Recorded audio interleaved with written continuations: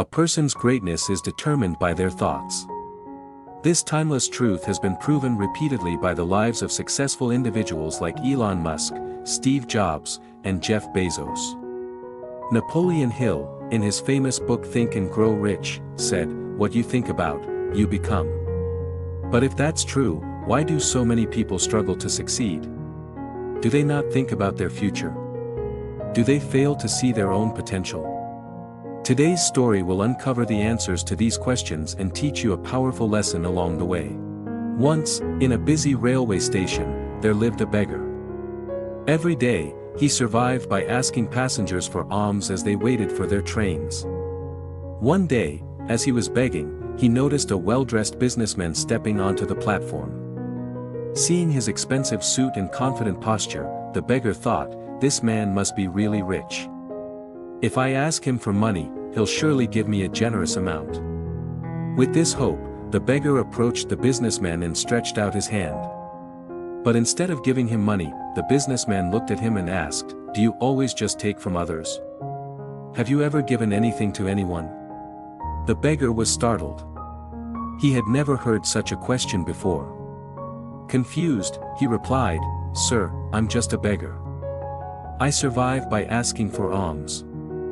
I have nothing to give to anyone."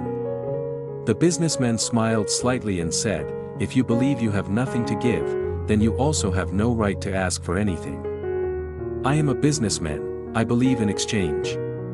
If you can offer me something, I can give you something in return. But if you have nothing to give, I cannot give you anything either." Saying this, the businessman boarded his train and left. The beggar stood there, stunned. He kept replaying the businessman's words in his mind, "I have been begging for so long, but no one has ever said this to me before." He wasn't rude, but he spoke the truth. If I can't offer anything in return, then why should people give me anything? For the first time, the beggar realized that maybe this was why people never gave him much money, because he offered them nothing in return. That night, he lay awake, deep in thought. But what can I give? I am just a beggar. I have nothing. Yet the businessman's words kept echoing in his mind, "If you want to receive, you must first give." 2 days passed. The beggar didn't ask anyone for money, he was too busy thinking. On the third day, while sitting at the station, he noticed a patch of wildflowers blooming near the tracks. Their vibrant colors caught his eye, and suddenly an idea struck him. What if, instead of just taking, I offer something in return? What if I give people a flower every time they give me alms? Determined, he walked over, gently plucked a handful of flowers, and went back to his usual spot. When someone handed him a coin, he smiled and offered them a flower in return. Surprisingly, people accepted the flowers with joy. Some even smiled and thanked him. As the days passed, something incredible happened. More people started giving him money. But he noticed a pattern: as long as he had flowers, people gave generously. When he ran out of flowers, the donations decreased. So it's true, he thought. People like to receive something in return. One day, as he was handing out flowers in exchange for alms, he spotted the businessman again, sitting in the train. Excited, he rushed over and said, "Sir, today I have something to give you. If you give me money, I will give you flowers in return." The businessman smiled, handed him some cash, and took a few flowers. "You have truly understood the value of exchange," he said. "Today, you are no longer just a beggar. You have become a businessman." The train arrived at the next station, and the businessman stepped off. The beggar stood there, watching him go. His words sparked a new thought in his mind: am I really a businessman now? For a long time, he pondered over it. Then, suddenly, he realized something: I now know the secret of success.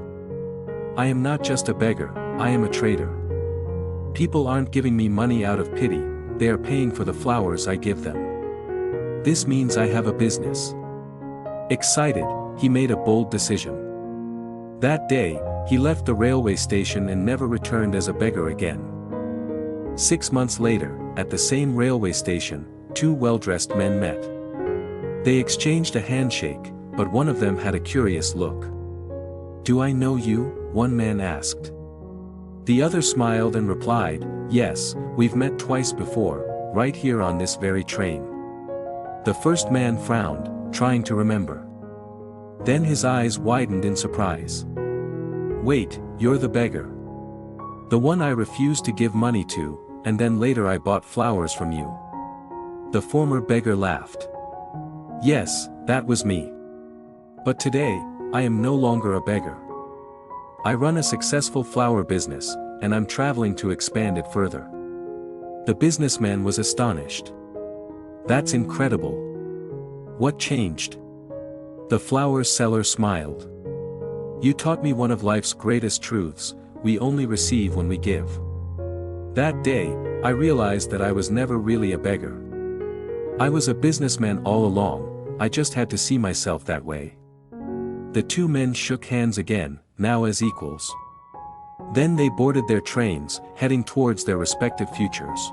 Life is shaped by how we see ourselves. If you believe you are small, you will remain small. But if you recognize your inner potential, you can achieve greatness. So don't limit yourself. See yourself as strong, capable, and successful, because when your thoughts change, your future changes too. If you liked this story, give it a thumbs up, comment below on what you learned, and share it to inspire others.